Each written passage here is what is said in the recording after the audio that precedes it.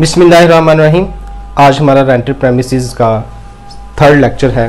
Last lecture में हमने वो ग्राउंड्स डिस्कस की थी जिन ग्राउंड्स के तहत एक लैंडलॉर्ड अपने टेनेंट को अपनी प्रेमिसेस से निकाल सकता है। आज का जो हमारा टॉपिक होगा वो है obligations of landlord under section 12 और obligations of a tenant under section 13। सबसे पहले हम डिस्कस करते हैं obligations of landlord under section 12। उसका सब सेक्शन 1 को अगर देखा जाए तो उसके 3 क्लॉजेज हैं। उसमें पहली क्लॉज कहता है provide a certified copy of agreement. जब भी लैंडलॉर्ड और टेनेंट के दरमियान एक मुआहदा किराएदारी होता है, यानी कि मालिक मकान और जो किराएदार है उनके दरमियान एक मुआहदा होता है किराएदारी का, तो वो ये लॉ ये कहता है कि उसको रेंट रजिस्ट्रार के सामने जाके प्रेजेंट किया जाएगा, वो उसको दर्ज करेगा और एक अटेस्टेड कॉपी भी प्रोवाइड की जाएगी। और वो अटेस्टेड कॉपी लैंडलॉर्ड का ऑब्लिगेशन है, उसकी ये ड्यूटी है कि वो टेनेंट को प्रोवाइड करेगा। Second, repair premises, keep it in a habitat condition. जो प्रेमिसेस लेट आउट की गई है यानी कि जो किराए पे दी गई है, उस प्रेमिसेस को इस कंडीशन में रखा जाएगा कि उसकी रिपेयरिंग जो है वो किसके जिम्मे है, वो लैंडलॉर्ड के जिम्मे है और लैंडलॉर्ड ही उसको एक रहने के काबिल जगह जो है ना वो बनाएगा, यानी कि वो इस कंडीशन में रखेगा कि वो रहने के काबिल हो रेंटेड प्रेमिसेस। पे टैक्स फी और चार्ज, एक लैंडलॉर्ड के ऊपर ही ये जिम्मेदारी आयद होती है कि जितने भी उस प्रेमिसेस के ऊपर टैक्सेस हैं, चार्ज है या कोई भी एनी थिंग यानी कि यूटिलिटी बिल्स हैं, वो सब लैंडलॉर्ड के ही जिम्मे हैं, ये टेनेंट के जिम्मे नहीं है, ये किराएदार के जिम्मे नहीं है।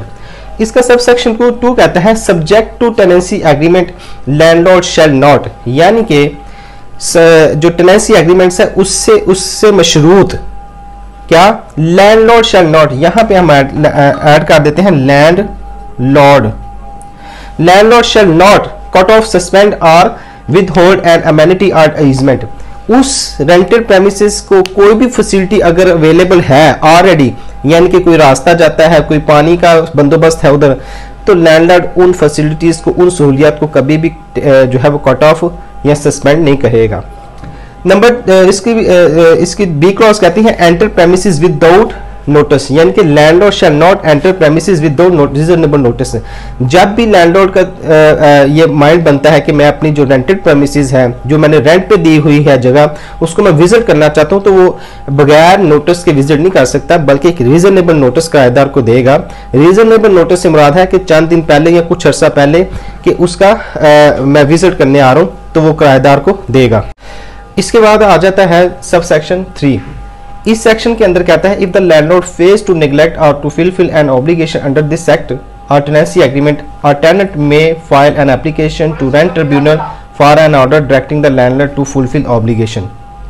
यानी कि जो ऊपर हमने सब सेक्शन 1 और 2 के अंदर डिस्कस की हैं चीज़ें, अगर उन ऑब्लिगेशंस को लैंडलॉर्ड फेल हो जाता है परफॉर्म करने में, तो टेनेंट एक एप्लीकेशन मूव कर सकता है रेंट ट्रिब्यूनल के पास और वहां से एक ऑर्डर ले सकता है कि लैंडलॉर्ड को डायरेक्ट किया जाए कि वो अपने ऑब्लिगेशंस को फुलफिल करे। आगे आ जाता है सब सेक्शन 4।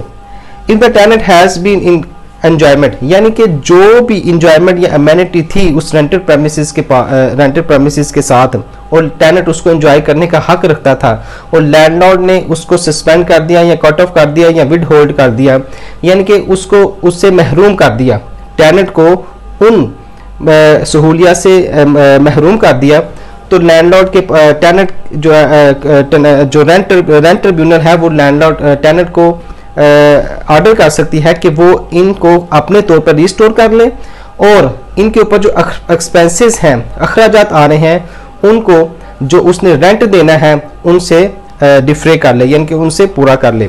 अगर नंबर 4 का जो बी आ जाता है, उसमें ये कहता है कि अथराइज कर सकता है रेंट ट्रिब्यूनल टेनेंट को अथराइज कर सकता है कि वो इन सहूलियात को रिस्टोर कर ले और उनके जो एक्सपेंसेस हैं वो अपने रेंट उसने पे करना उनसे डिफरे कर ले।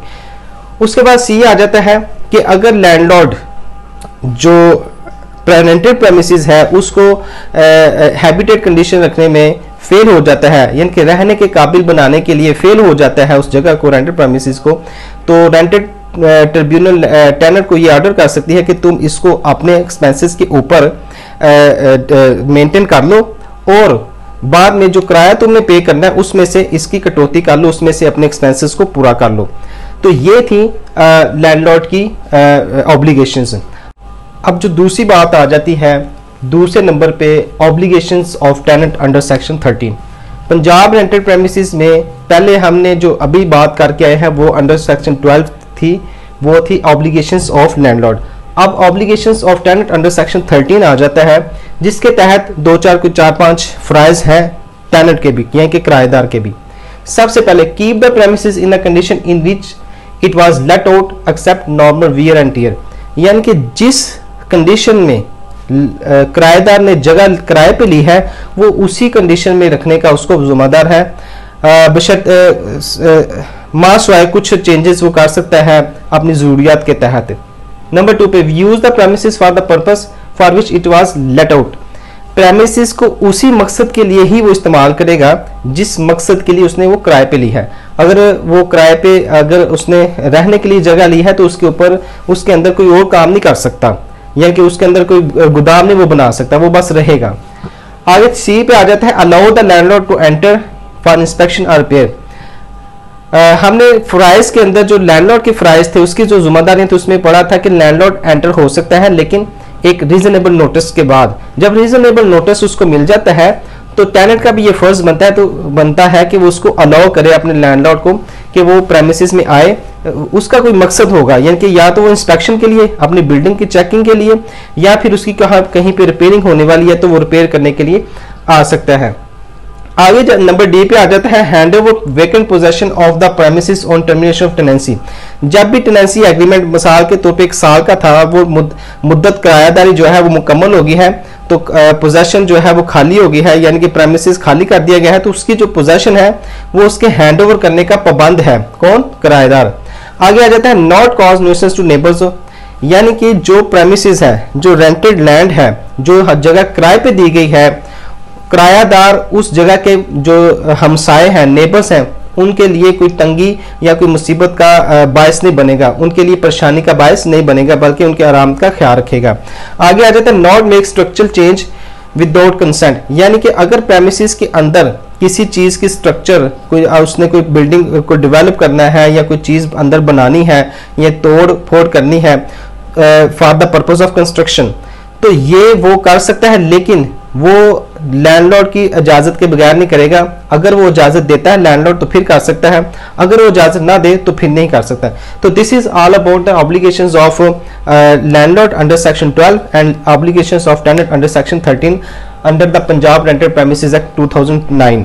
तो इसके मुतल्लिक अगर किसी का कोई सवाल हो सकता है वो भी पूछ सकते हैं, और अदर लीगल कंसल्टेंसी के लिए भी वो आप दोस्त राब्ता कर सकते हैं।